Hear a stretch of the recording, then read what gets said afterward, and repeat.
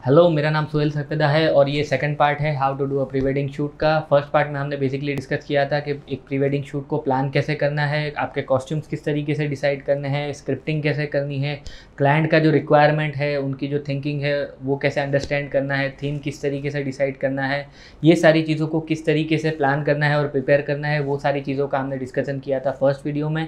Second video में हम basically practical application के बारे में बात करने वाले हैं कि शूट डे के दिन किस तरीके से शूट करना है और किस वे में आप आपका शूट डे कैरी आउट कर सकते हो। और उसके बाद आपका जब शूट हो जाता है तो एडिटिंग में किस चीज़ों का ध्यान रखना है और किस तरीके से आप आपका एडिट अच्छे से कर सकते हो, इस चीज़ों के बारे में हम बात करने वाले हैं इस वीडियो में। तो आइए स्टार्ट करते हैं सबसे पहले शूट डे के साथ। जब आप लोकेशन पे पहुंच जाते हो तो लोकेशन पे जब आपके क्लाइंट रेडी होने के लिए जाते हैं तो उस टाइम पीरियड में मैं जनरली ये करता हूँ कि जो लोकेशन पे है हम लोग उस लोकेशन के मैं बी रोल शॉट्स ले लेता हूँ, क्योंकि वो जो बी रोल शॉट्स है, जो खाली लोकेशन के शॉट्स हैं, वो मुझे पोस्ट प्रोडक्शन में बहुत ही यूज़फुल रहते हैं। क्योंकि जब मैं कुछ किसी सीन को एस्टैब्लिश कर रहा होता हूँ, जब मुझे लोकेशन के शॉट्स चाहिए होते हैं तो मुझे स्टॉक फुटेज में से फुटेज निकाल करके नहीं डालनी पड़ती, बिकॉज़ मैं B roll shots already location के ले चुका हूँ। इसके बाद जब मेरे क्लाइंट रेडी होकर के आ जाते हैं तो मैं उनको बेसिकली एजुकेट करता हूँ कि कौन सा सीन हम लेने वाले हैं, जो स्क्रिप्ट में है, किस तरीके से हम उसको शूट करेंगे और क्लाइंट के एक्सप्रेशन में क्या एक्सपेक्ट करता हूँ।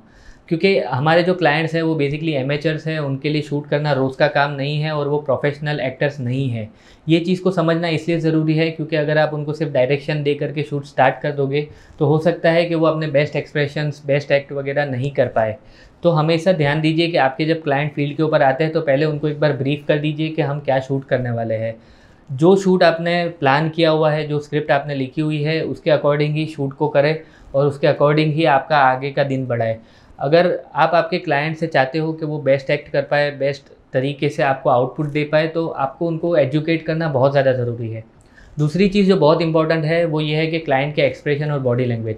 आप जब कोई सीन उनको समझा रहे हो तो साथ में उनको ये भी समझाइए कि आप उनसे किस तरीके का एक्सप्रेशन एक्सपेक्ट करते हो, बिकॉज उसका रीज़न ये है कि क्लाइंट के जो एक्सप्रेशंस है वो बहुत ज़्यादा मैटर करते हैं जब आप क्लोजअप ले रहे होते हो। और उनके जो एक्सप्रेशंस है वो आप अगर वो नहीं समझ पा रहे हैं कि आप उनसे क्या चाहते हो तो बेटर वे ये रहेगा कि आप उनको खुद ही करके बता दीजिए एक्ट कि मैं आपसे इस तरीके का एक्सपेक्टेशन रखता हूँ। तो क्लाइंट के लिए भी थोड़ा सा ईजी हो जाता है। हमेशा जब आप शूट कर रहे हो किसी सीन को तो ट्राई कीजिए कि 3 से 4 अलग अलग एंगल्स में आप उस सीन को शूट कर पाओ, बिकॉज जब आप म्यूज़िक वीडियो एडिट करते हो और जब बीट के ऊपर आप कट करते हो या लिरिक्स के ऊपर आप कट करते हो तो उस सिचुएशन में आप अलग अलग एंगल्स को पुट करके आपका जो वीडियो है उसको और स्पाइसी बना सकते हो। जब आप अलग अलग एंगल्स में शूट करते हो तो मैं जनरली ये करता हूँ कि सबसे पहले मैं वाइड एंगल में शूट करता हूँ। उसका रीज़न ये है कि जब मैं वाइड एंगल में शूट करता हूँ तो मेरे जो क्लाइंट के फेस है वो बहुत अच्छे से नहीं दिखते और इसी वजह से अगर वो एक्सप्रेशन में कुछ गलती करते हैं तो वो गलती मैं बाद में सॉल्व भी कर सकता हूँ। और दूसरी चीज़ ये है कि जब आप क्लोजअप्स एंड में लेते हो तो आपके जो क्लाइंट है वो उस एक्ट के साथ फेमिलियर हो गए होते हैं और 3-4 बार करने के बाद वो उस एक्ट को अच्छे से कर सकते हैं और अच्छे से एक्सप्रेशन दे सकते हैं। तो इसीलिए सबसे पहला जो शॉट है वो वाइड में लीजिए, उसके बाद मिड में लीजिए और लास्ट जो शॉट है उसी सीन का तो वो आप क्लोजअप में लीजिए। दूसरी चीज़ ये है कि आपके जब क्लाइंट शूट कर आप किसी पर्टिकुलर सीन को शूट कर रहे हो और आपके क्लाइंट अच्छे से एक्सप्रेशन नहीं दे पा रहे हैं, उस सीन को कंफर्टेबली नहीं कर पा रहे हैं, तो रीटेक्स अगर बहुत हो रहे हैं तो ट्राई कीजिए कि उस सीन को थोड़ा सा इम्प्रोवाइज़ करें जिससे आपका जो क्लाइंट है वो ईज़िली कंफर्टेबली आपका जो सीन है वो कर पाए। उसके बाद जब आप रीटेक्स लेते हो, जब आप कट्स लेते हो और कट सीन के ऊपर आप शूट कर रहे होते हो, अगर कुछ लंबा सा एक्ट है जो आपको कट सीन में करना पड़ रहा है तो वहाँ पर एक चीज़ बहुत इंपॉर्टेंट ध्यान में रखने वाली ये है कि आपके जो सीन की कंटिन्यूटी है वो मेंटेन होनी चाहिए। आपके क्लाइंट ने अगर गॉगल्स पहने हैं तो वो पहने हुए रखना चाहिए थ्रू आउट द सीन। अगर उन्होंने किसी पर्टिकुलर हैंड में कोई चीज़ को पकड़ा हुआ है तो वो उसी हैंड में रहनी चाहिए। इस तरीके की जो छोटी छोटी डिटेल्स है उसका आप ध्यान रखिए और कंटिन्यूटी को मेंटेन कीजिए। आप जब शूट कर रहे हो उस टाइम पे be an editor, when you are shooting be an editor, हमेशा ध्यान रखिए कि आप जिस तरीके से शूट कर रहे हो वो एडिटर को किस तरीके से हेल्पफुल रहेगा। और एज एन एडिटर सोचिए कि मैं अगर ये एडिट करने के लिए बैठूंगा तो मैं किस तरीके से इसको एडिट करूंगा। तो अगर आप शूट करते वक्त ये ध्यान में रखो कि इसको एडिट में किस तरीके से लेना है, तो आप एक अच्छा सा शूट कर पाओगे। जब भी आप शूट कर रहे हो तो रेडी रहिए कि थोड़ा बहुत इम्प्रोवाइजेशन आपकी स्क्रिप्ट से होने वाला है, और थोड़ी बहुत चीज़ें ऐसी भी होने वाली है जो आप ऑलरेडी प्लान करके नहीं आए हो। तो हो सकता है कि कुछ अच्छी चीज़ उस टाइम पे आपको मिल जाए जिसको आप शूट कर पाओ, और कुछ ऐसा एनवायरनमेंट मिल जाए जिसमें आप इम्प्रोवाइज़ करने से आपका जो शूट है वो आप बेटर कर पाओ। तो उस टाइम पे इम्प्रोवाइज़ करना बहुत ही अच्छा रहता है। लेकिन ये भी साथ में ध्यान रखिए कि ये सारी चीज़ें करने से आपका जो मेन थीम है वो नहीं बिगड़ रहा है। दूसरी चीज़ ये है कि जब आप शूट कर रहे हो तो हमेशा थोड़ा-सा ज़्यादा शूट कीजिए। उसका रीज़न ये है कि आपने जो स्क्रिप्ट बनाई है वो आपने मेंटली प्रिपेयर की है, आपके हिसाब से प्रिपेयर की है। हो सकता है कि जब आप एडिट करने बैठो तो आपका जो फुटेज है वो थोड़ा-सा आपको कम भी पड़ जाए। इसीलिए जनरल आइडिया ये है कि जब आप शूट करने जाओ तो हमेशा 20% एक्स्ट्रा शूट करो। अलग से छोटे-छोटे से एक्ट्स ले लो, छोटी-छोटी चीज़ें कर लो, जो आपको एक्स्ट्रा फुटेज मिल जाए, जो आपको एडिट में बहुत यूज़फुल रहेगी। और स्पेशली आपका जो कमिंग सून है, या फिर अगर आप सेव द डेट वीडियो बना रहे हो छोटा-सा, तो वो सारी चीज़ों में ये जो फुटेज है ये आपको बहुत ही यूज़फुल रहेगी। उसके बाद जो दूसरा पॉइंट है वो ये है कि कभी भी किसी लोकेशन को बहुत ज़्यादा ओवर यूज़ मत कीजिए। फॉर एग्ज़ाम्पल, आप 4 लोकेशन लेने वाले हो थ्रू आउट द डे, तो कोई एक लोकेशन को अगर आप बहुत ज़्यादा शूट करते हो, बहुत ज़्यादा वेटेज दे देते हो, तो आपका जो सॉन्ग है उसमें सिर्फ वही लोकेशन दिखाई देगी। तो ये चीज़ को भी कंसिडर कीजिए। अगर आपके माइंड में कुछ आइडियाज़ है, कुछ एक्स्ट्रा शॉट्स है जो आप लेना चाहते हो, तो सारे एक ही लोकेशन पे मत लीजिए। उसको अलग-अलग लोकेशन, अलग-अलग कॉस्ट्यूम्स में लीजिए, जिससे आपका जो वैरायटी है वो मेंटेन रहेगा। और ये सब के बाद at the end of the day सबसे मेन इंपॉर्टेंट चीज़ ये है कि अगर आप स्क्रिप्ट को फॉलो कर रहे हो तो उसका मतलब ये नहीं है कि आपका जो माइंड है उसको आप बंद कर दीजिए और जो स्क्रिप्ट है उसी को फॉलो कीजिए। At the end of the day आपका जो शूट है वो क्रिएटिव ही लगना चाहिए। बिकॉज आप अगर सिर्फ स्क्रिप्ट को फॉलो करोगे तो हो सकता है कि आप एक रोबोटिक शूट कर लो, जैसे कि वाइड एंगल शॉट ले लिया, मीडियम ले लिया और क्लोजअप ले लिया, बस हो गया स्क्रिप्ट के अकॉर्डिंग। आप शायद ये सोचने लगो, but main important thing is कि स्क्रिप्ट के साथ साथ आपको आपका जो वर्क है वो मोस्ट क्रिएटिव वे में करना है, और आपकी जो क्रिएटिविटी है उसको साइड पर बिल्कुल नहीं रखना। और इसके अलावा एक छोटी सी टिप और ये देना चाहूँगा कि जब भी आप शूट कर रहे हो, आपकी जो टीम है और आपके जो क्लाइंट है जो उनके साथ आए हुए हैं, उन लोगों के साथ बहुत ही अच्छे से कम्युनिकेट करो, उनके साथ बहुत ही अच्छे से रिलेशनशिप बनाने की ट्राई करो। बिकॉज़ जब आप शूट कर रहे होते हो तो उस टाइम पे सभी लोगों का एनर्जेटिक रहना बहुत ही ज़्यादा ज़रूरी है, स्पेशली कपल का।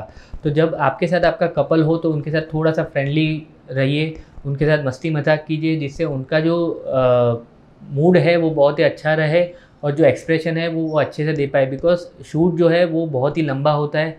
प्री वेडिंग शूट हम जनरली सुबह से स्टार्ट करके शाम तक करते हैं।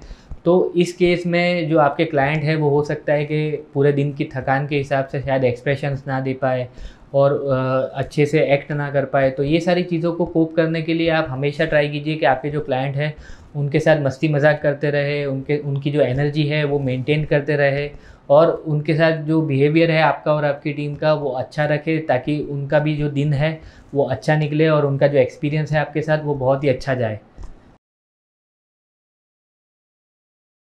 तो चलिए अब आते हैं प्री वेडिंग शूट के लास्ट फेज़ पर, जो है एडिटिंग का पार्ट। देखिए, अभी तक जिस तरीके से मैंने आपको बताया है कि किस तरीके से प्लानिंग करना है, शूट करना है, अगर आप इन सब चीज़ों को रफली फॉलो करते हो और एक अच्छे से शूट कर लेते हो तो शायद ही एडिट में आपको ज़्यादा मेहनत लगने वाली है। बिकॉज़ आपके पास एक स्क्रिप्ट है जिसको फॉलो करके एडिट करना है, आपके पास अच्छी सी फुटेजेस है, प्लस थोड़ी एक्स्ट्रा फुटेज है जो आप ऑलरेडी शूट करके रखे हो। तो ये सारी चीज़ें आपको बहुत ही ज़्यादा हेल्पफुल रहेगी एडिट में। और अगर आप खुद ही आपके शूट का एडिट करते हो तो आपको शायद ही कोई तकलीफ़ आनी चाहिए। लेकिन अगर आप किसी थर्ड पार्टी के पास एडिट करवाते हो, आपके पास हो सकता है इतना टाइम ना हो कि आप एडिट करते हो, बट अगर आप किसी थर्ड पार्टी के पास आपका फुटेज एडिट करवाते हो तो उस केस में आपको आपके एडिटर से मीटिंग करनी चाहिए। उसको पूरा थीम आप समझाइए, किस तरीके से शूट हुआ था, किस तरीके से इम्प्रोवाइजेशन किया है और क्या क्या एक्स्ट्रा फुटेजेस आपने ली है। ये सारी चीज़ें आप आपके एडिटर को एक्सप्लेन कीजिए, जिससे आप और वो सेम पेज पर आ सके और आपका जो आउटपुट है, जैसे आपके क्लाइंट ने एक्सपेक्ट किया था, वो आप उनको डिलीवर कर पाओ। उसके अलावा थोड़ी बहुत एडिट में टिप्स है जो मैं आपको देना चाहता हूँ। जैसे कि जब आप शूट कर रहे हो तो हमेशा लॉक फुटेज में शूट कीजिए, जिससे एडिट में आप उसके अच्छे से कलर्स निकाल पाओ, अच्छे से आपका जो फुटेज है उसको आप कलर ग्रेड कर पाओ।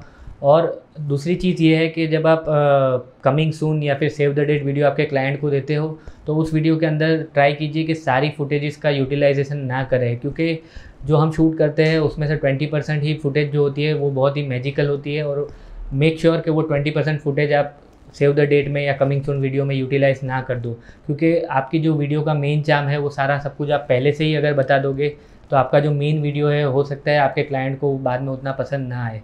तो हमेशा ट्राई कीजिए कि आपका जो सेव द डेट है, जो कमिंग सून वीडियो है, वो आप थोड़ा सा आपके मेन वीडियो से अलग सा बनाओ और थोड़ा सा उसमें कम फुटेज का यूटिलाइजेशन करो। प्लस आपकी जो थीम है वो भी बहुत ज़्यादा रिवील ना कीजिए। तो इस वीडियो के लिए बस इतना ही। बेसिकली मैंने ट्राई ये किया है कि मैं आपको प्री वेडिंग शूट में मैं पर्टिकुलरली किस तरीके से करता हूँ। अगर इसमें आपकी कुछ राय है, आप कुछ अलग से सोचते हो कि क्या चीज़ें करनी चाहिए, या आपको कोई क्वेश्चन है कि पर्टिकुलरली जो मैंने कवर नहीं किया हुआ है इस टॉपिक के रिगार्डिंग, तो आप वो सारी चीज़ें कमेंट बॉक्स में लिख करके मुझे पूछ सकते हो। मैं ट्राई करूँगा कि आपको उसका आंसर बेस्ट वे में दे पाऊँ। तो इस वीडियो के लिए बस इतना ही। अगर आपको वीडियो पसंद आई हो तो प्लीज़ लाइक कीजिए, सब्सक्राइब कीजिए एंड शेयर कीजिए। Thank you so much. Have a good day.